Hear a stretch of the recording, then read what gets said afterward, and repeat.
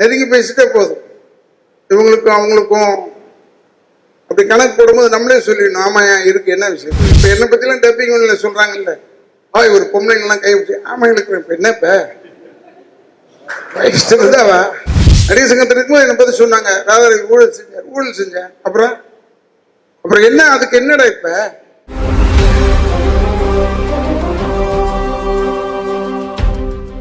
வாழ வைக்கும் தமிழகம் அப்படிதான் எல்லாரும் வரவங்கலாம் வாழ்ந்துட்டு தான் இருக்காங்க. ஒரு ஸ்டேஜில் என்னன்னா தமிழர்களுக்கே வந்து தமிழகத்தில் வாழ இடம் இல்லை, வாய்ப்பு இல்லை அப்படின்னு ஒரு வருத்தம் இருக்கிறனால தான் நம்ம இவ்வளோ தூரம் வந்து நம்ம வேலைக்கு பாதுகாப்பு கொடுக்கணும் அப்படிங்கிறது தான். ஸோ அதர் ஸ்டேட் வரவங்க வரலாம், பட் என்னென்னா வந்து நடிக்கட்டும். பட் எங்களுக்கும் கொஞ்சம் ஸ்பேஸ், தமிழ் ஆட்களும் தமிழ் ஆர்டிஸ்ட்டுக்கும் வந்து பார்த்திங்கன்னா நடிக்கிறதுக்கான வாய்ப்பு அப்படின்னு இருந்ததுன்னா பெட்டராக இருக்குங்கிறது தான் ஃபீல். ஏன்னா ஒரு 15 வருஷத்துக்கு முன்னால் ஒரு 5 சேனல் தான் இருந்தது. 5 சேனல் இருக்கும்போது வந்து பார்த்திங்கன்னா ஆல்மோஸ்ட் எல்லாருமே பிஸியாக இருந்தாங்க. நான்லாம் ஒரு நாளைக்கு 3 ஷூட்டிங் 3 சீரியல் ஷூட்டிங்கெல்லாம் போயிருக்கேன். ஆனால் இன்றைக்கி வந்து 60 சேனல் இருக்குது. பட் இப்போ 1700 மெம்பர்ஸில் வந்து பார்த்திங்கன்னா ஹார்ட்லி வந்து ஒரு 50லேருந்து 75 பேர் மட்டும்தான் மெம்பர்ஸுங்கிறவங்க ஒர்க் பண்ணுற ஒரு சூழலில் இன்றைக்கி இருக்கும்.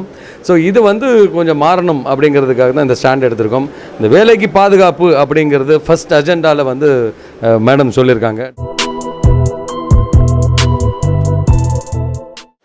சின்ன திரையில் நிறைய பேர் தற்கொலை பண்ணி கொள்கிறார். அவ்வளவு பேர் தைரியசாலியா இருக்காங்க. தற்கொலை பண்ணிக் கொள்வது என்பது ஒரு பெரிய தைரியம் வேண்டும். அப்படி தைரியமாக தற்கொலை பண்ணி கொள்ளக்கூடிய அளவுக்கு இருக்கும்போது ஏன் போராடி இறந்தால் என்ன, அதே சாவுதானே.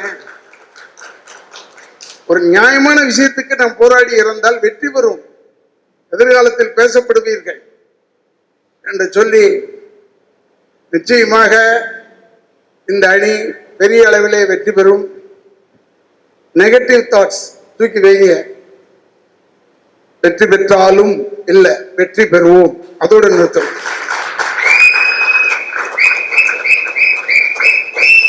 எப்பயுமே என் வாழ்க்கை பூரா அப்படித்தான். வேதாந்தால சொல்லியிருக்கு, you say no to it you will get it. அதனால நீங்க வந்து தைரியமா இருக்க வேண்டும், துணிச்சல் தான் வேணும். என்னையா, ஏன்னா பெண்களை பத்தி இப்ப ஈஸியா தானே பேசுவாங்க, நெருங்கி பேசிட்டே போதும். இவங்களுக்கும் அவங்களுக்கும் அப்படி கணக்கு போடும்போது நம்மளே சொல்லிடணும், ஆமா இருக்கு என்ன விஷயம், முடிஞ்சிடும் கதை, அதோட ஓவர். அதுக்கு மேல பேச மாட்டான் பாருங்க. அதனால் சொல்லிக்கொள்ளுங்க. இப்ப என்னை பத்திலாம் டப்பிங் ஒன்றுல சொல்றாங்கல்ல, ஒரு பொம்பளைங்கெல்லாம் கைவிட்டு ஆமா இருக்கு. இப்ப என்ன இருந்தாவா இல்லையா,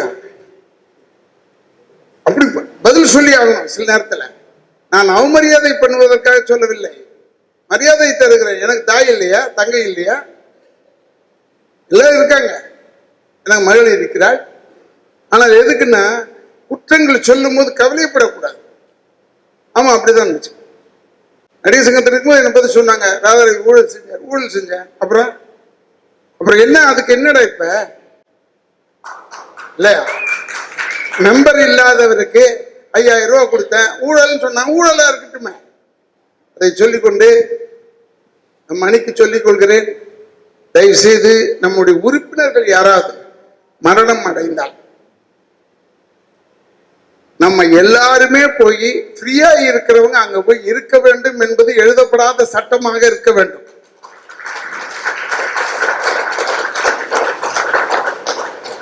ஏன்னா நம்ம நடிகர்கள் மிகவும் கேவலமான நிலையில் இருக்கிறோம். நம்ம வீட்டில் செத்திருந்தா கூட பெரிய கூட்டம் போல இருக்குன்னு நினைப்போம். ஒரு ரூபாய் துக்கத்துல வரல, வேடிக்கை பார்க்க வருவான். யார் யார் வராங்க, யார் யார் போறாங்க. நமக்கு மட்டும்தான் அந்த கேவலமான நிலை. அதனால் அதை மறைக்க நம்ம ஆட்கள் ஒரு 20 பேரோ 30 பேரோ 100 பேரோ ஃப்ரீயா இருக்கிறோம் இல்ல, அங்க போய் அந்த 2 நாள் இருந்து கடைசி பயணம் வரை இருந்து விட்டால் அதை விட புண்ணியமான வேலை இந்த நம்ம அணிக்கு கிடையாது. பெரிய அளவிலே இருக்கிறது. இங்கே நலிந்த நிலையில் இருப்பவர்கள் என்பது குறைவு. அப்படி நலிந்த நிலையில் இருப்பவர்கள் இருந்தால் பணம் தரும், யூனியன்ல எல்லாருக்கும் பணம் தரும். இங்க அப்படி இல்லாமல் ரொம்ப நலிந்த நிலையில் இருப்பவர்களுக்கு மொத்த செலவையும் நம் யூனியன் எடுத்துக்கொள்ள வேண்டும். இவ்வளவு ஒண்ணு கொடுக்காம மொத்த செலவையும் எடுத்துக்கொள்ள வேண்டும் மிக நலிந்த நிலையில் இருப்பவர்கள் என்று சொல்லி, அப்புறம் வேற எப்பப்ப என்னென்ன தோணுதோ அப்பப்ப சொல்கிறேன் என்று சொல்லி, ஏன்னா இப்ப கொஞ்சம் அதிகமா சொல்லியிருக்கலாம். என்னுடைய குடும்ப விழா ஒன்று நடந்து கொண்டிருக்கிறது, அங்க நிரோஷா இருக்கணும் நியாயமா. பரவாயில்ல, தலைவின்றதுனால விட்டு வச்சாச்சு, இங்கே இருக்கட்டும்னு என்று சொல்லி வெற்றி அடைய என்னுடைய மனமார்ந்த வாழ்த்துக்களை தெரிவித்து என் குடும்பத்தின் சார்பாக, திராவிட இயக்கத்தின் சார்பாக என்னுடைய நன்றியை கூறி விடைபெறுகிறேன். நன்றி, வணக்கம்.